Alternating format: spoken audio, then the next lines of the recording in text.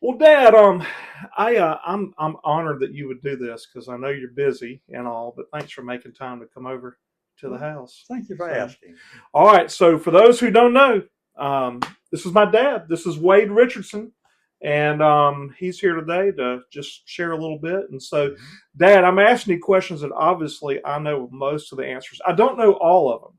I know a lot of them. But can you share with us a little bit about where you're from, where you were born, and where you were raised, and just a little bit about your childhood?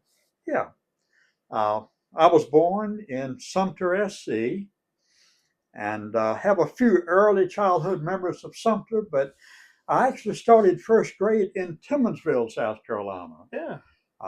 When I was just a child, my parents moved to Timmonsville. My dad was working that area. Mhm. Uh, but when I was in first grade, my dad went into the TB sanitarium in Florence. Oh, And when that happened, my mother and my sister and I moved back to Sumter. yeah. I actually lived with my grandparents, with her parents for about a year and a half till my dad got out the hospital. So he was in the hospital a year and a He half? was in the hospital, I think it was 16 months. Wow. Uh, in those days, TB was something that lots of people died from. Yeah. And Dad, for those that And are young, TB, tuberculosis, right? tuberculosis. Yeah. It's one of those diseases that we control with drugs for the most part now. Right. It's still a thing, but it's not the thing it used to be. Right. But at that time, there were actually sanatoriums that you would go into, and you would stay until you either recovered enough to get out or you died. Yeah. And quite honestly, that's what happened. But my dad got saved uh, in the sanitarium. Wow. And I do remember he was a chain smoker before he went Uh in, huh. Uh huh. unfiltered camels. Yeah. And when he came out, he did not smoke, scared me into not smoking. Yeah. You know, That would do it. if you're cool, you have to try it. But he convinced me that cigarettes cause tuberculosis, and Right. I didn't want to do anything stupid. Yeah. So that's one of the bad vices that I was able to avoid. Yeah. But they built a house in Sumter, out in the country, right next to my grandparents, Yeah. my mother's parents, and I grew up there. Went to high school in Sumter County, Furman High School. Got out and moved out, and got married, had children, moved back to Sumter, stayed there until about 3 years ago. Yeah. And 3 years ago, your mother and I decided, let's move. So Yeah. at that ripe old age, we've always loved the mountains.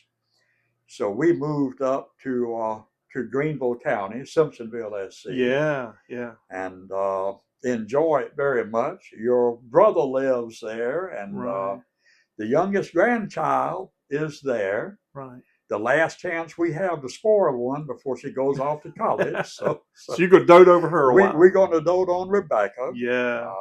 Your mother's become a band mom. She takes her to band practice and picks Yeah. her up. Running that shuttle. Running that shuttle, I take her hiking up in the mountains. Wow. Yeah. Love all my grandchildren. Yeah. But eventually they grow up and they get married and they have children, and you Yeah. become less important. It's this is one last chance to enjoy to Right. enjoy a young one and to Yeah. have fun. They So grow up, they get they busy. grow up, they get busy, children Yeah. and grandchildren. Yeah.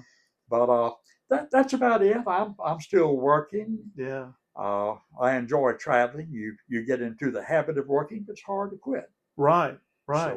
So that's what I'm about. There you I go. sell hardware. You're living the dream. I'm living a dream. Yeah. Buy more hardware. That's it. Dad, can I back up something? Because I don't think we've ever talked about this. Mhm. When you were away from your dad for, I think you said 16 months, Yeah. What was that like for you? Did you miss him? Were you worried about him, or were you so young that you just didn't really understand what was going on? What was that like for you to be away from him so long? Well, in first grade, I knew that he was sick. Yeah, I went with the people that took him to the sanitarium, my mother and sister and I, yeah. and some people from the church.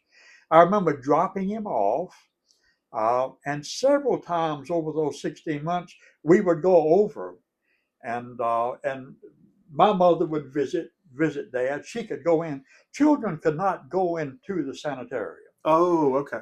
But I remember walking up and looking in the window, and he would come to the window. It was ground floor, Yeah, and we would talk through the window. I remember wearing pajamas, right, and then I would play around outside. David, it was a chance for me to connect with my grandfather, right. and I was very fortunate. You know, he was sort of my hero for that year and a half, and he remained one of my heroes until he died. I was a teenager when my granddad passed away. Yeah. Was this your dad's dad or your No, mama's this dad? was my mom's dad. Okay, This so this Louis McLeod. Yeah, Louis McLeod. Louis McLeod. Okay. Yeah, yeah. I actually grew up around my mother's family, the McLeods, and Yeah. all the cousins live right there. Mm-hmm. The Richardsons were in Sumter. The McLeods were out in the country, and Right. I live with the McLeods, and I visited the Richardsons. Yeah. Yeah. But yeah, Granddad was.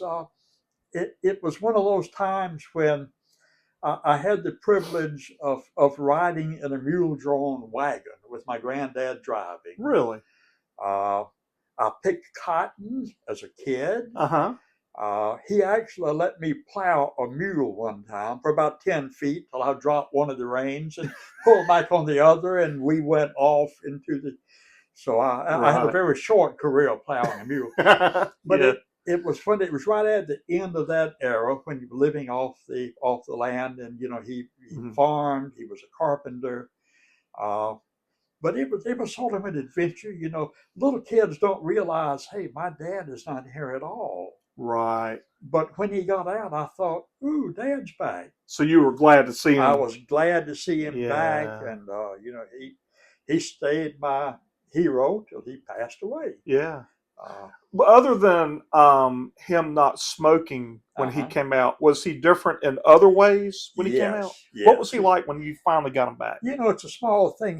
He bit his nails when I was a child. I Uh-huh. remember when he came home from the hospital, looking at him and thinking, Dad has fingernails. You know, it was one of those nervous things. He Yeah. smoked, he bit his nails. Mhm. His nail. That's a very minor thing. Mostly, he came home as a Christian. Mm. And before he would go to church, but he came home as a functioning Christian. Wow. And was a lay person the rest of his life.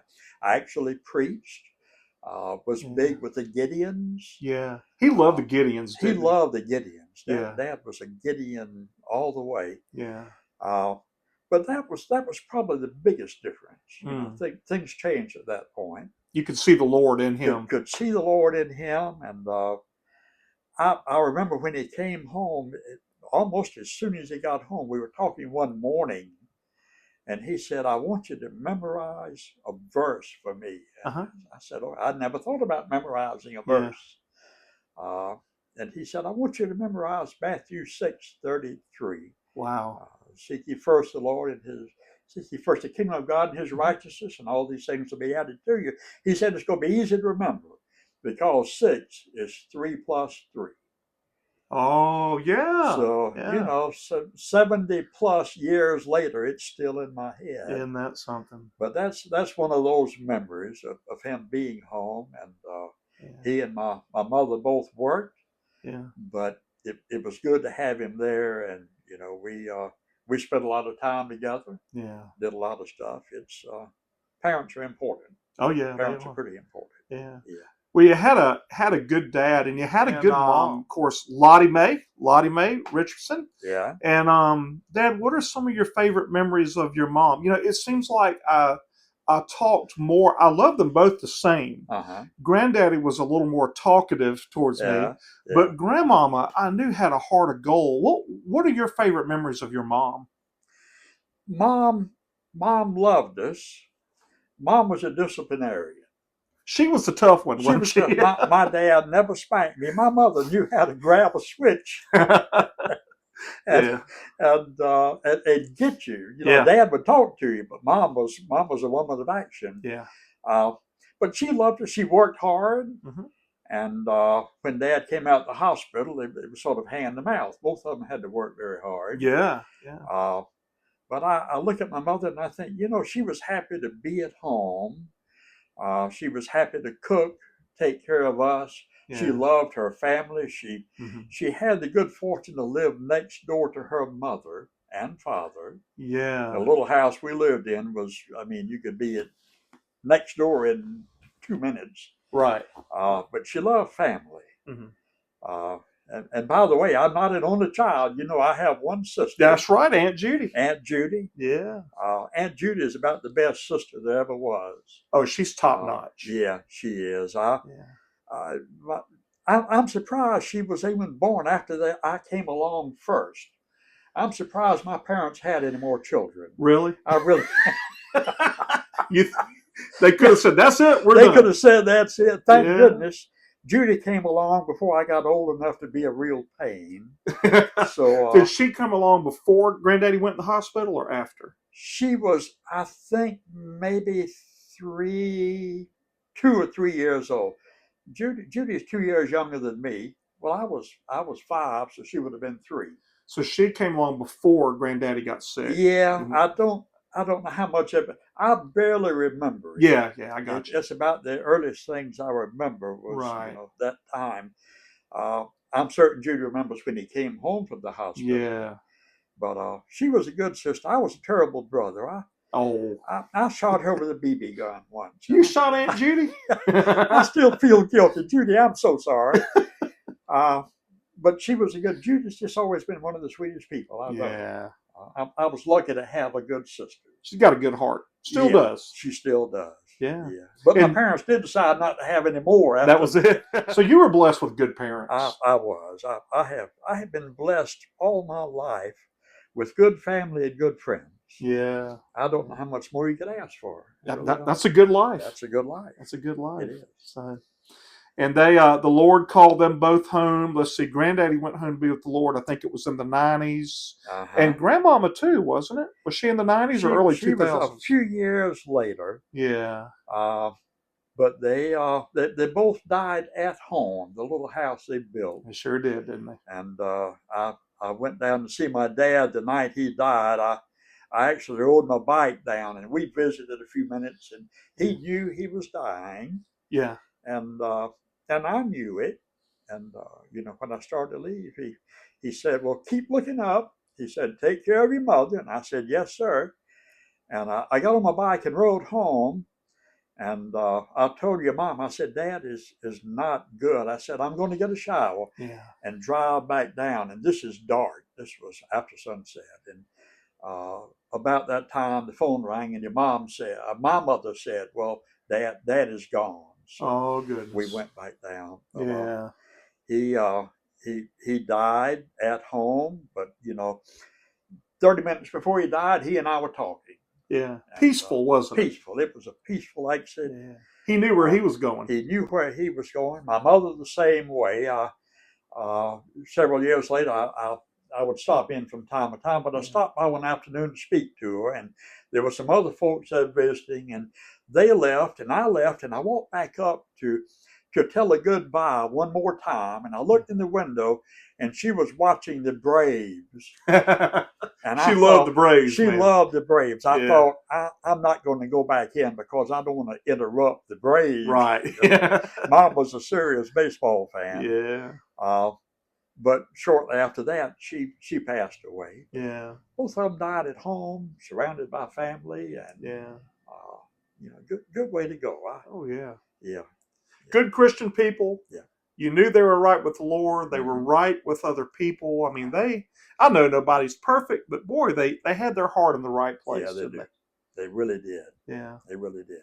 Two of the finest people I've ever known. Well, we all love our parents, and I loved mine. Oh yeah, I really did. absolutely. You Yeah. are a hardware sales representative Yes. or sales rep. Uh-huh. And for if there are any kids watching or younger people who don't know what a sales rep is, can you kind of explain to them what is it that you do? You've done this, first of all, how long? Over 50 years? Since 1969. Since 69. Yeah. And what does a sales rep do? Well, when your mother and I got married, Yeah. and I had good parents, I have a wonderful wife. Yes, you do. I love your mother. Yeah. You but hear that, Mom? Yeah, you heard that, Mom. Yeah, he loves you. But when we got married, one of the first things she says was, "You need to get a job." That would help.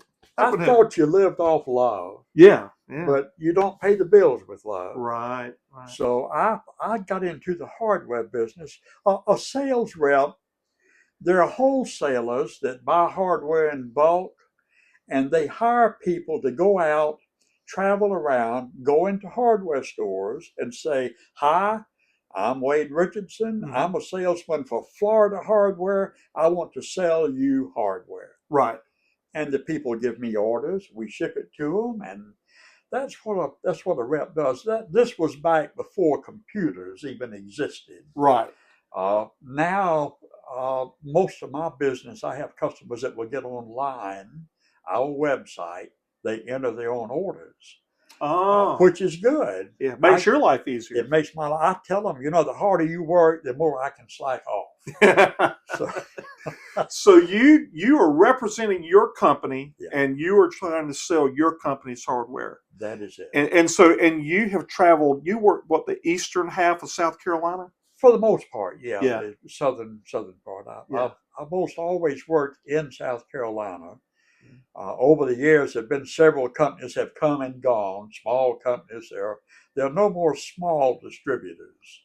Really? Yeah, it's big now. Yeah, it's all gotten bigger. It's computerized. It's well, like everything else, it's changed over the last 55 years. Yeah. But it's still the same thing. It's having relationships with people. A large part of my job is making sure that things are running smooth. Right. They're getting what they want, what they need. That's right. If it's not smoothly, I make it smooth. That's what I do. Yeah. That, and you introduce new products, you make sure that the shelves are filled. It's sometimes I wonder why they pay me to do this, because I get to get out and talk with people. Love it. All my customers are friends. Yeah. You've been going to the same people for years, haven't you? I have. Some of my best friends are my customers. Really? Yeah. And that it's not as hard as it sounds. Over the years, I found if I can't get along with somebody, I can either make them mad or quit calling on them. There's a way to fix it. There's a way to fix it. Yeah. Yeah. But seriously, it's learning how to deal with people and represent. I walk in, and I've had people say, "Oh, there's a hardware guy." Yeah. And that works. Yeah. That works. But I've enjoyed it. Yeah. And you're with a good company. I am. People around here where I live talk about Florida Hardware, and I hear nothing but good things about them. Well, they're a good outfit. I'm happy to be with them. Yeah. I really am. Well, they're lucky to have you, man. Well, so I hope they think so. Yes. Maybe one day they'll figure it out. Maybe one day. Yeah. So, Dad, I mean, you have seen, I guess, the hardware business change, and when I say what I'm about to say, I'm not bad mouthing any other business. I know probably, and you tell me if I'm wrong. When you started, you're probably dealing with more mom and pop, locally owned hardware stores. And then this big business called Walmart shows up. Yeah. And big businesses like Lowe's showed up. Mm-hmm. Are those big businesses making it harder on the little businesses, or are the little businesses going to survive no matter what? What's been your observation with that? They are going to survive. The great majority of my business are the small towns. Right. I was in Yamasee, South Carolina yesterday. I have a good customer down there. Great guy. He and I sat and talked for an hour at the time. Yeah. Tomorrow morning I'll be in Fairfax, small town, great customer. Right. Hampton, Hemingway is not a very large place. Greeleyville's even smaller. And there's no Walmarts in those places. There's no Walmarts. Honestly, the big cities, you have Home Depot, Lowe's, right.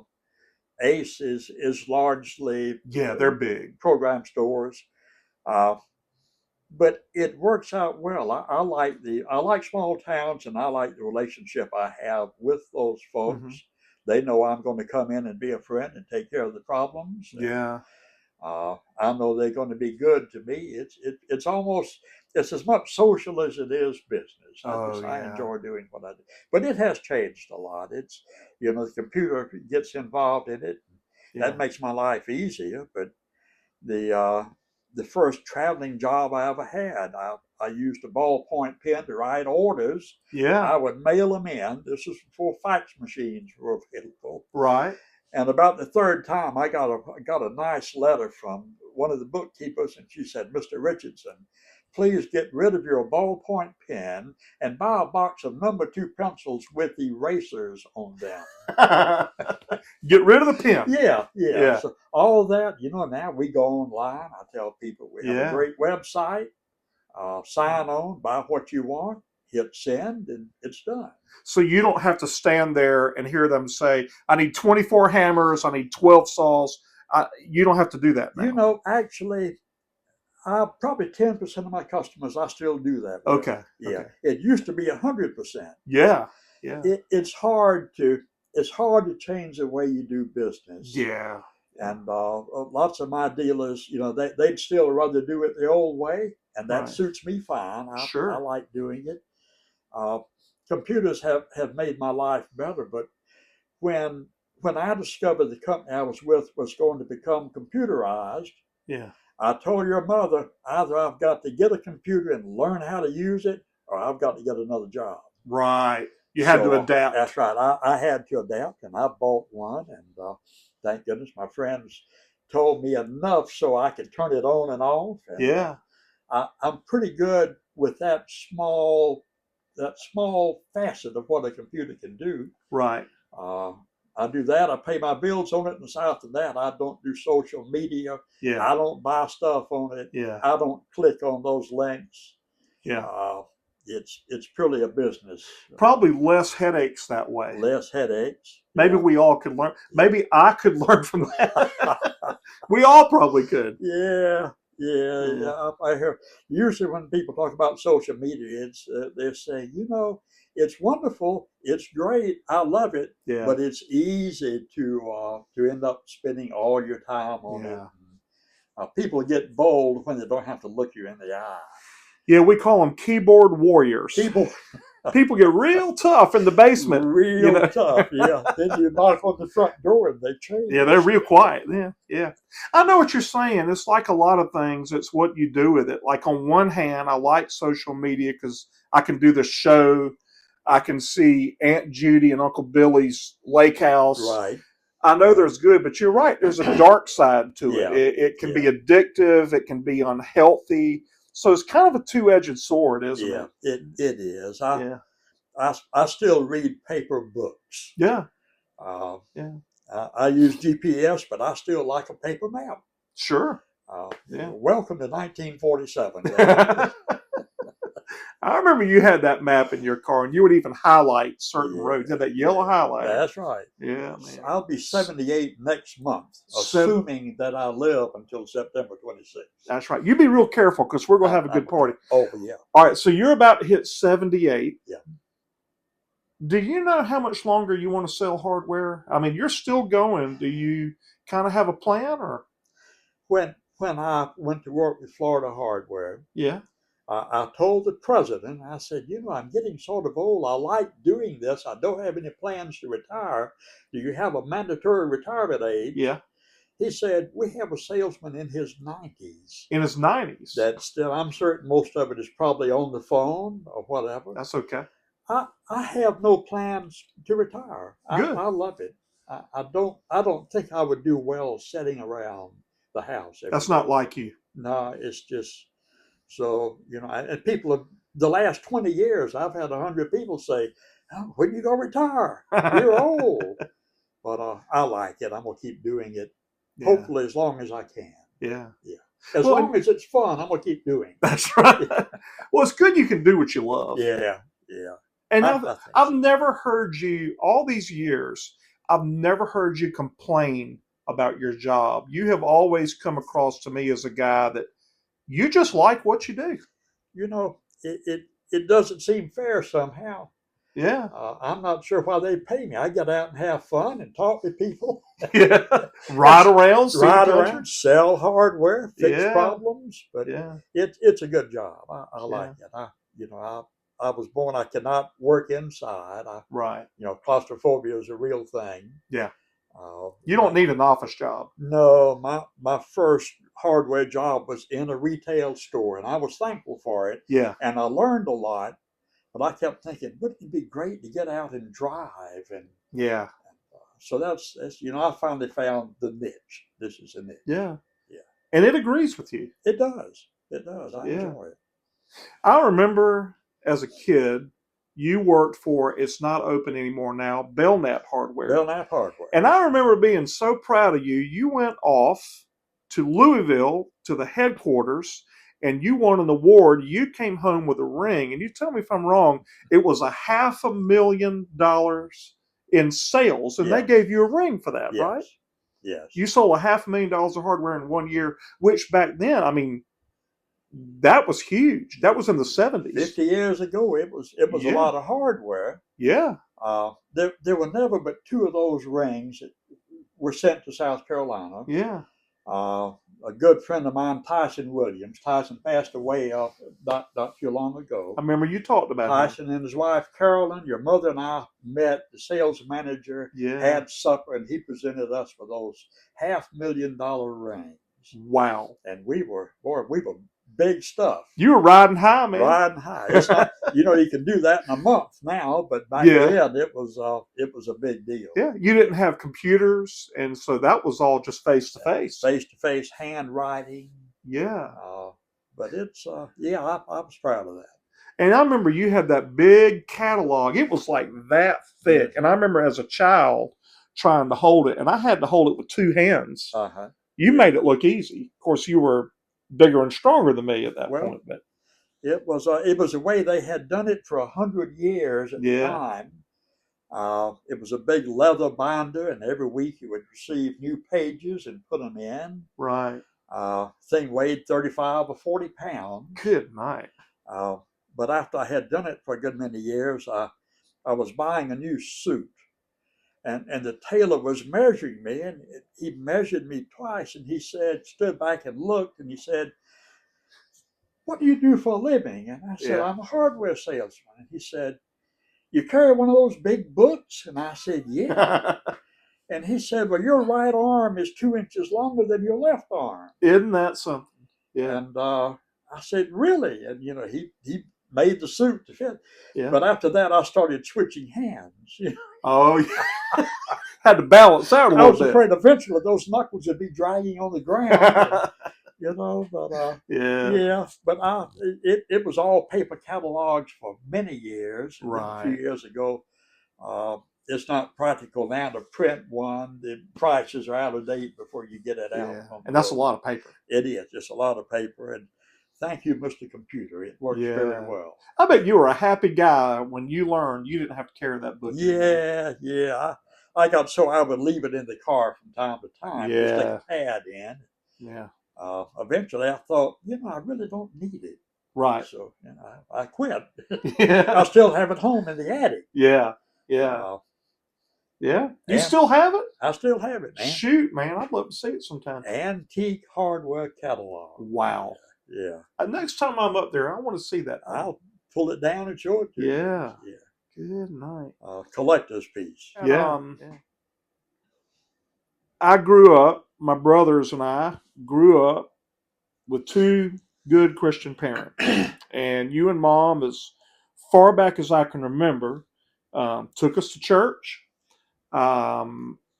you and Mom did what you could to raise us in a Christian household, and I'm still thankful for that today.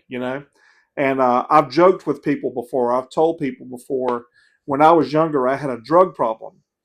And my drug problem was I was drugged to church every Sunday morning, every Sunday night, every Wednesday night. And I'll tell people, you even drugged me to church on Super Bowl Sunday. And you would be like, well, we'll get home by halftime. Yeah. And we usually did. We usually did. Yeah. But, I joke about it, but I'm so thankful for it. Yeah. And one of the things I just wanted to ask you was, Dad, what does Jesus mean to you? And what difference has the Lord made in your life over the years? All the difference in the world. And let me back up. You're talking about being drugged to church as a child. Yeah.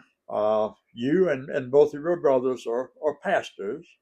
And 2 weeks ago in our church in Simpsonville, one of the guys said, Mr. Richardson, he said, how did you get all three of your boys to be preachers? Yeah. And I said, I didn't. I said, we did not make them. It wasn't a plan. I said, we took them to church. Right. I said, we did not come home and have roast preacher for dinner. Nope. We didn't do that. I said, and the Lord did the rest of it. He called them and they said yes, and that's it. Yeah. I think people think there's some sort of a secret plan to end up having your children do something that you want them to do. We're grateful for you guys, but that's something that God called you boys to do, and you've done it, and I think that's great. But I was fortunate enough to marry your mother, good Methodist girl. Yeah. Married a not so good Baptist boy. But we decided, well, before you boys, when you were born, we decided, it's going to be important that these kids understand church. Yeah. We knew we had just a limited window. You have a child, you have maybe 18 years, and after that, you're through raising them. Yeah, those formative years Those matter. formative years. Yeah. But your mother and I both realize the importance of living a Christian life and being Christians. I wish I had been better. I was sort of lukewarm when I hit my 30s. When I hit 30 years of age, you go through different seasons of life, and it became much more real. Yeah. And I became much more serious about it. And you realize after a while, the compromises don't work. There is no plan B. Right. And either God is real and he is who he says he is, or he's not. You decide, and if he is God, then you have no choice. You follow him. Yeah. And that's exactly what we did. But I would say that's the biggest influence on my life. I cannot imagine not every day opening that Bible and reading it. Yeah. Going to church. I saw that in my parents and grandparents. I still remember going to Bethel Baptist Church and seeing my grandparents and my uncles and aunts and cousins and friends. That was what you did. But the Christian life it's given me meaning and direction. Yeah. Without that, you don't know what you're doing. You don't know where you're going.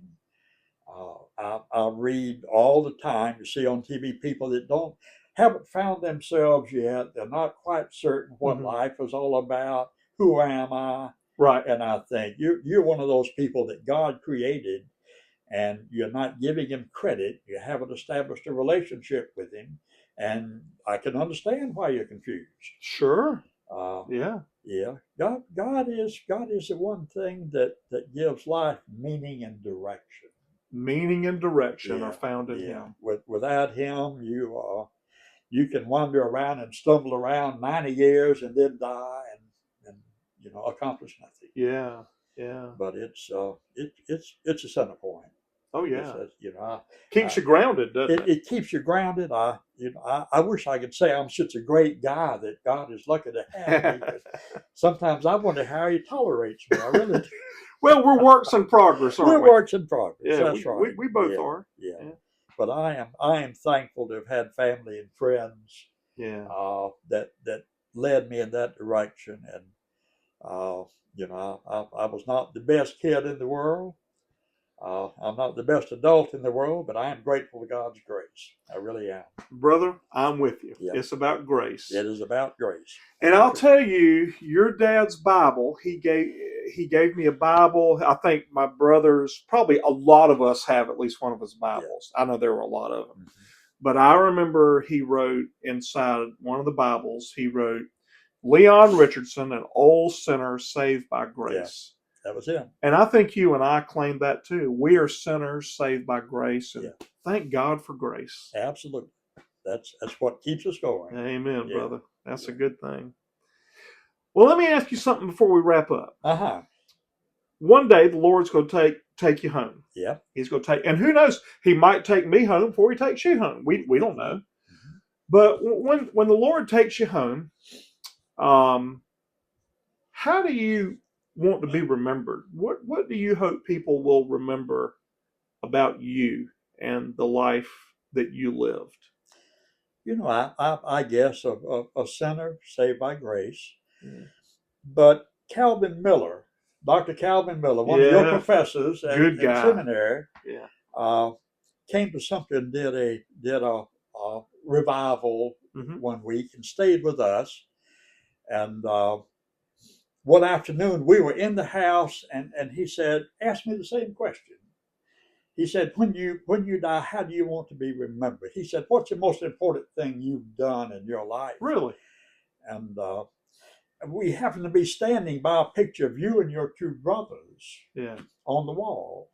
And I said, I'd like to be remembered as the father of these guys. I said, that would be, I hope that's what I'm remembered for. That's something I did that was good. I hope they don't remember the bad stuff, but I hope they remember that. And he said, well, that's a good answer. We chatted. Wow. A couple of years later, I was reading one of his books. You may have the book. Mm-hmm. And he said, some time back, I was talking with an elderly hardware salesman. He put that in his book? He put that in his book. I never read that. I read it and I thought, wait a minute, Calvin. Son of elderly. Elderly. He was older than me. Yeah.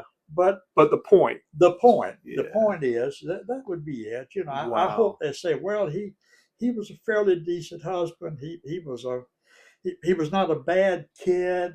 Yeah. But he raised three good sons. If I can be a good husband and a good father and a good grandfather, that's about enough. That'll work fine for me. Well, Dad, mission accomplished. You have been a good husband to Mom. You've been a good dad to Condi Wyman and me. And man, I love you and appreciate you. I'm honored to be Wade Richardson's son. Well, thank you. But I'm not dying anytime soon. No, we got a lot more we got to do between now and then. There's more fun to be had. Yeah, I want us to go back to Italy. I do too. Yeah, I'm ready. Yeah, I'm ready. So we got some living to do. Yep. But man, I appreciate you, Dad. I really do. It's been good. Yeah, I've enjoyed this. Yeah.